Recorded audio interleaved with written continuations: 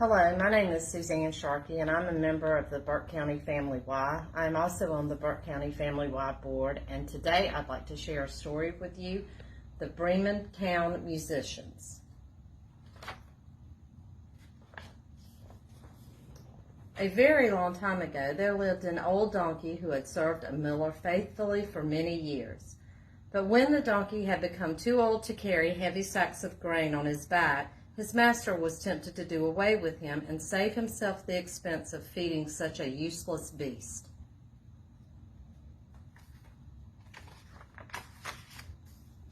Fearing the worst, the donkey took to the open road while he still had the use of his four legs. As he walked, he decided that since he had such a wonderful bray, he would go to Bremen-Town and join a band of street musicians there.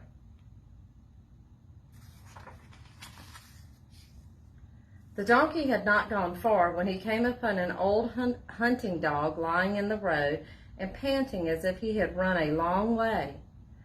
"Hey, old forepaws, what's the matter?" asked the donkey. "Why are you panting so hard?" "Oh," gasped the dog, "what is to become of me? Now that I am old and stiff and can't hunt any more, my master plans to shoot me. I have run away, but now I will surely starve since I have nowhere to go." "Why not join me?" asked the donkey. "I am bound for Bremen-Town to be a musician there. I will bray and you can bark, and together we'll make wonderful music." The dog was glad to go, so the two joined forces and went on down the road.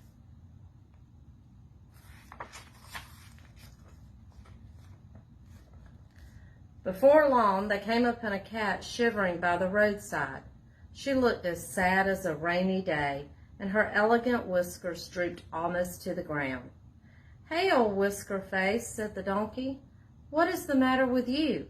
Nothing can be as bad as all that."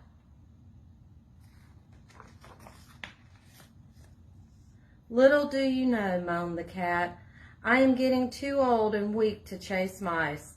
Now that my eyes are failing and my teeth are no longer sharp, my mistress plans to drown me. I have run this far, but where can I go now?" "Come with us," said the donkey. "We are off to Bremen-Town to be musicians. Your singing would be most welcome." So the cat joined them, and the three traveled on together. Soon the friends came to a farmyard, and there on the gatepost was a ragged old rooster. He was crowing so loudly that they stopped in their tracks and looked at him in amazement. "Hey, Redcomb, stop your screeching," said the donkey. "Why are you making such a racket?"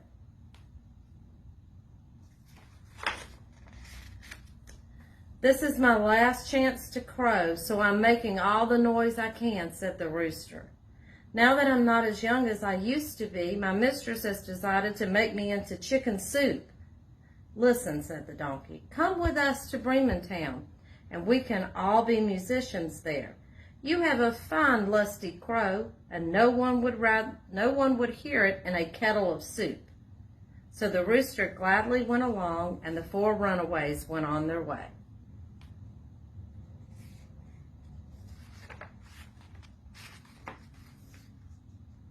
The friends walked on, but Bremen-Town was still a long way off, and it was impossible to reach it in just one day. Toward nightfall, the travelers stopped in the middle of a great, dark forest and decided to spend the night there.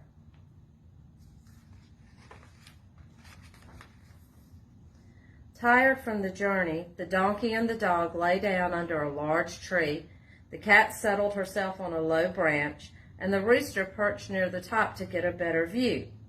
From there he could see for miles, and as he looked around, he suddenly saw a bright light glittering through the trees. Eagerly, the rooster called down to his companions, "I see a light. There must be a house nearby." "Then let's go there at once," said the donkey. "This is not such a comfortable place to spend the night."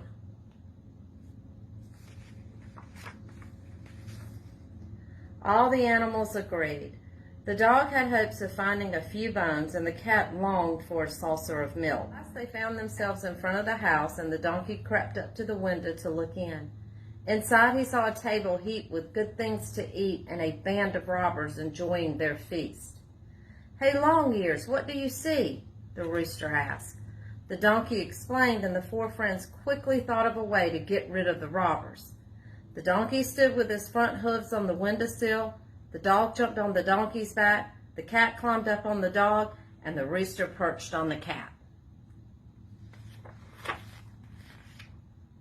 At the donkey's signal, they all made their music as loudly as they could. The donkey brayed, the dog barked, the cat meowed, and the rooster crowed. In the midst of this glorious uproar, all four went plunging through the window into the robbers' den.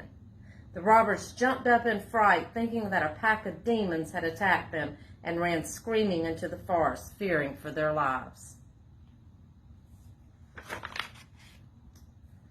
The four musicians rejoiced at their good luck in frightening the robbers away. They made themselves right at home and feasted as though they had not eaten in months.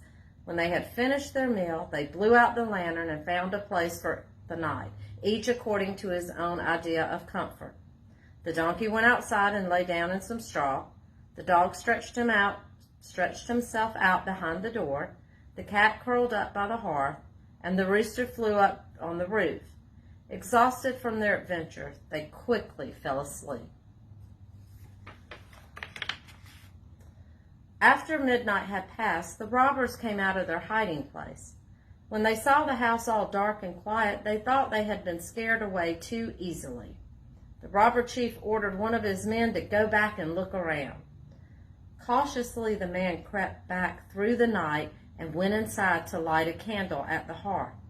There he saw the cat's eyes glowing in the dark and thought they were smoldering embers. But when he tried to light a match by them, the cat flew at him in a fury and scratched him as hard as she could.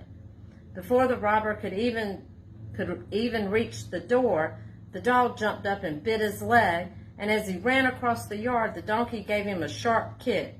Hearing all the commotion, the rooster gave forth a piercing shriek, "Cock-a-doodle-doo! Cock-a-doodle-doo!"